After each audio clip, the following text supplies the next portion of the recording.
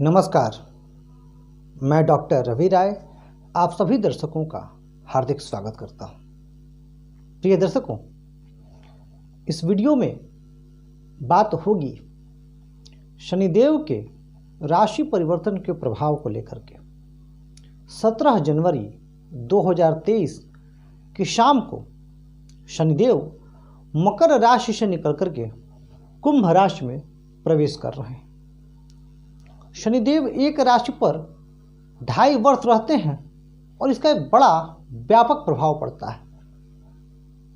शनिदेव के राशि परिवर्तन के बारे में हमने बात की है मेष राशि से लेकर के धनु राशि तक के जातकों के बारे में, और आज बात मकर राशि के जातकों की कि मकर राशि के जातकों पर इस राशि परिवर्तन का क्या प्रभाव होगा और वर्ष 2023 मकर राशि के जातकों के लिए क्या कुछ नया लेकर के आ रहा है, क्या अच्छा लेकर के आ रहा है, क्या पॉजिटिविटी रहने वाली है और किन मोर्चों पर मकर राशि के जातकों को सावधानी बरतनी है। हमेशा की तरह हमारे इस वीडियो में एक दर्शक के प्रश्न का भी उत्तर दिया जाएगा। आइए बिना विलंब के चर्चा प्रारंभ करते हैं। मकर राशि के जातक, निसंदेह मैं कह सकता हूं कि जिन लोगों की महादशा और अंतर्दशा अनुकूल नहीं थी वह विगत कई वर्षों से बहुत परेशान थे। जिंदगी की भाग दौड़ आपाधापी ने उन्हें इतना परेशान कर रखा था कि कई लोग हताश निराश होने लगे थे और कई मकर राशि के जातक टूटने से लगे थे।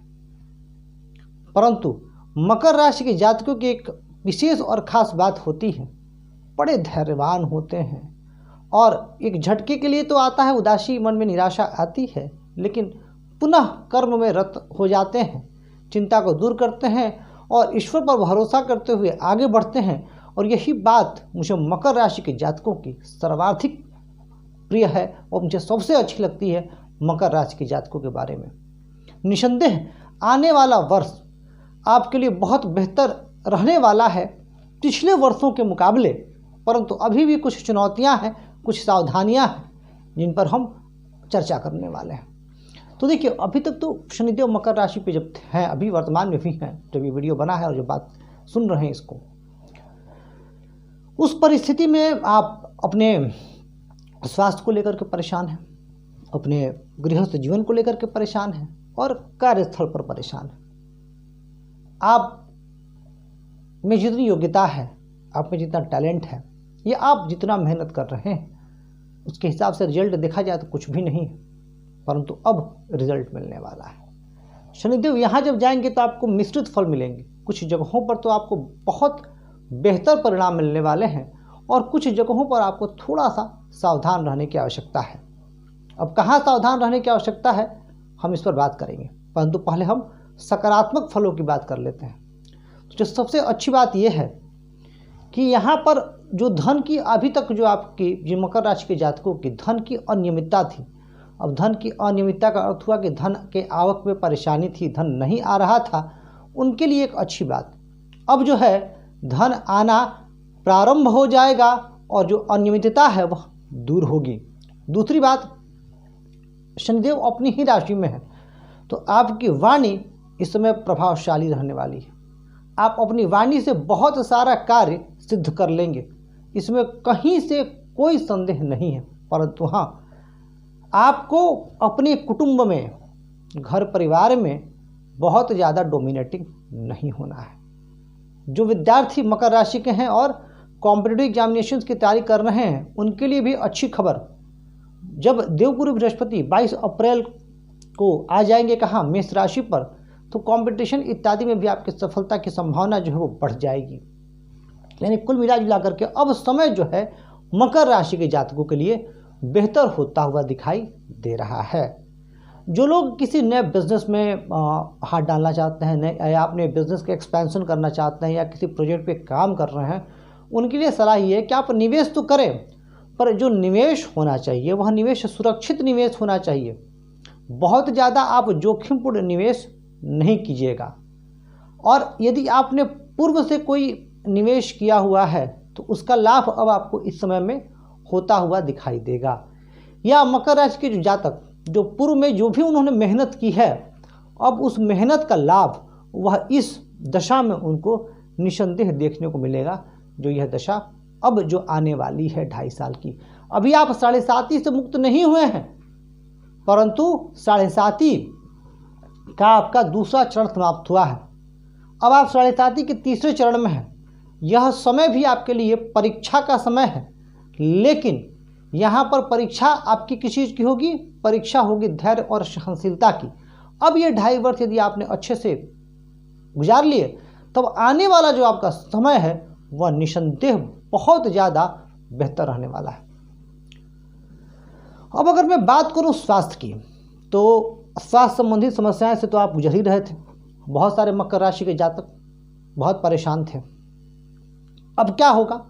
अब स्वास्थ्य संबंधी समस्याओं से आपको मुक्ति मिलेगी, लेकिन पूर्व से जिनको कोई दीर्घकालिक समस्या है, तो उस समस्या से वह मुक्त होते हुए दिखाई नहीं पड़ रहे हैं। उनको थोड़ा सा भी प्रतीक्षा और करनी पड़ेगी। खास करके आपको अपने हड्डियों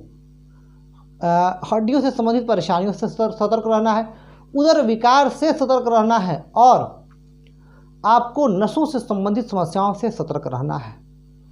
और यहाँ पर भी राहु है, तो राहु जब यहाँ है तो ये भूमि भवन वाहन का भी भाव है। तो यहाँ पर राहु की स्थिति की वजह से आपको वाहन इत्यादि जो है वह काफ़ी सावधानी से चलाना है। इस बात का भी आपको विशेष ध्यान रखना है।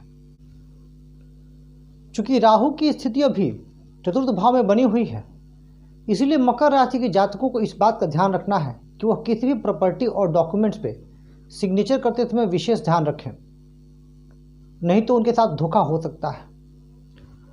देवगुरु जब यहाँ आ जाएंगे 22 अप्रैल के बाद, तो जब दृष्टि यहाँ होगी तो इस समय में आप बहुत ज़्यादा क्रियाशील रहेंगे, खास करके नवंबर तक। और कई बार आपको लगेगा कि काम का बोझ आपको थका रहा है, लेकिन उससे आपको परेशान नहीं होना है। शनिदेव की दृष्टि यहाँ जब गृहस्थ भाव में थी, सप्तम भाव में, अब यहाँ से शनिदेव निकल गए, तो वहाँ से आपको सुकून जो है वह होता हुआ दिख रहा है। यानी जो परेशानियाँ थी वह दूर होंगी। और गुरु की दृष्टि यानी अप्रैल तक गृहस्थ जीवन के हिसाब से बेहतर है, लेकिन उसके बाद परेशानी आएगी। और हम थोड़ा समझ लेते हैं कि किन किन मोर्चों पर आपको सावधानी रखना है। देखिए, सबसे पहला जो सावधानी आपको यह रखना है कि आप के कुटुंब भाव में शनि है, तो आपको अपनी वाणी का और व्यवहार का विशेष ध्यान रखना है, नहीं तो वाणी और व्यवहार की वजह से परेशानी उत्पन्न हो सकती है। दूसरी बात का आपको यह ध्यान रखना है कि यहाँ पर जो गुरु और राहु की युति है, कहाँ? जनता भाव में। तो हालांकि आप बहुत समझदार, जो भी मकर राशि के जातक होते हैं बहुत समझदार हैं, बहुत सोच समझ के मित्र मंडली का चयन करते हैं, फिर भी आपको मित्रों से सावधान रहना है। किसी भी मामले में, जमीनी विवाद में आपको नहीं पड़ना है, क्योंकि यह समय आपके लिए जमीनी विवाद के लिए अनुकूल नहीं है। इस बात का आपको विशेष ध्यान रखना है। अगर आप अपने व्यापार का विस्तार करना चाहते हैं या किसी नए प्रोजेक्ट में आप काम करना चाहते हैं, तो मई से नवंबर तक रुक जाइए, या तो आप मई से पहले कर लीजिए या फिर आप नवंबर के बाद कीजिए। मैं चाहता हूं कि राहु और केतु की स्थिति एक बार यहाँ से हट जाए, इसके बाद यदि आप काम करते हैं तो आपको लाभ की संभावना वह ज़्यादा दिखाई देगी। मकर राशि के जातकों को इस समय में अपने स्वास्थ्य का भी विशेष ध्यान रखना है, क्योंकि आप इतने ज़्यादा क्रियाशील रहेंगे तो इसकी पूर्ण संभावना है कि स्वास्थ्य संबंधित समस्याएं आपको परेशान करें। तो स्वास्थ्य पर आपको अपनी छोटी सी छोटी बीमारी भी हो तो उसको नज़रअंदाज नहीं करना है, तुरंत आपको डॉक्टर से कंसल्ट करना है। अगर आपने किसी भी बीमारी को नज़रअंदाज किया तो उसके दुष्परिणाम आपको देखने को मिल सकते हैं। शनिदेव की दृष्टि यहाँ पर है, और यहाँ पर राहु भी विराजमान है। तो इस समय में खास करके आपको जनवरी से ही, मैं तो कहूँगा जनवरी से, जब से इनका प्रवेश होगा उसी समय से आपको अपने माताजी के स्वास्थ्य को लेकर के विशेष सजग रहना होगा, और साथ ही माताजी से अपने संबंधों को लेकर के भी सजग रहना पड़ेगा। आप कोई भी ऐसा काम इस समय नहीं करेंगे जिससे आपके व्यवहार से आपकी माताजी का दिल दुखे। देखिए, मई के बाद जो है चीज़ें आपके लिए बहुत ज़्यादा कॉम्प्लिकेटेड होने वाली है, मैं पहले ही आपको बता दूं, क्योंकि एक साथ जहां आप प्रोफेशनल लाइफ में बहुत अच्छा कर रहे होंगे और जो लोग नौकरी कर रहे हैं, खासकर जो लोग किसी जॉब में है, चाहे वो गवर्नमेंट जॉब हो या प्राइवेट जॉब हो, उनके लिए समय बहुत बेहतर है। और जो लोग बिजनेस करना चाहते हैं उनके लिए मैंने बता ही दिया कि आपको क्या करना है, कब आपको अपना बिजनेस ये प्लान करना है। मई से पहले कर लीजिए, नवंबर के बाद अगर आप किसी नए प्रोजेक्ट पे काम करना चाहते हैं तब। अगर पहले से ही आपका कोई प्रोजेक्ट चल रहा है तो उसमें मई के बाद से आपको भी तरक्की मिलेगी। कार्यस्थल पर आपको अपने बॉस से अच्छा संबंध बना के रखना है।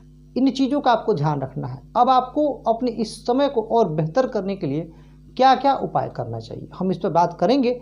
लेकिन उससे पूर्व एक दर्शक के मैं प्रश्न को ले लेता हूँ, और जो दर्शक का नाम है, उनका जो यूट्यूब चैनल है उसका नाम है @NameFame143, और इन्होंने पूछा है कि गुरुजी मैं कर्ज से बहुत परेशान हूँ और आर्थिक समस्या से कब मुक्ति मिलेगी। जो देखिए आपकी चुटाला उनकी कुंडली है, लग्नेश शुक्र आपके छठे भाव में है, दशमेश चंद्रमा के साथ। अब ये स्थिति आपके लिए अनुकूल नहीं है, महादशा शुक्र की चल रही है जो 2027 तक है।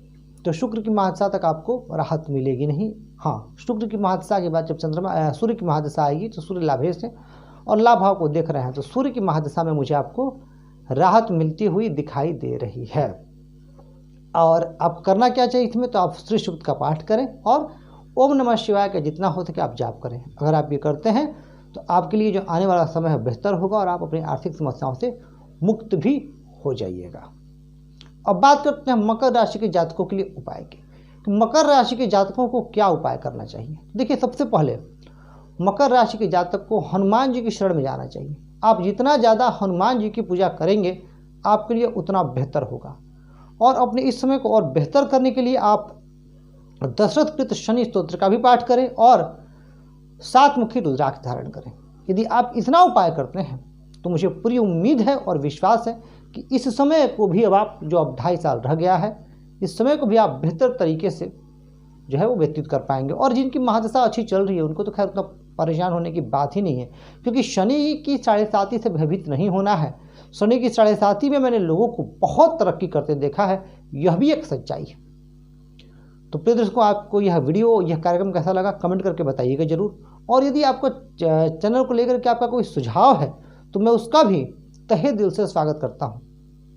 मैं अपने सभी दर्शकों के लिए और सभी के लिए ईश्वर से यह प्रार्थना करता हूँ, कामना करता हूँ कि आप सभी स्वस्थ रहें, सुखी रहें, यशस्वी हों, दीर्घायु हों और समृद्धशाली हों। इस वीडियो में बस इतना ही। धन्यवाद।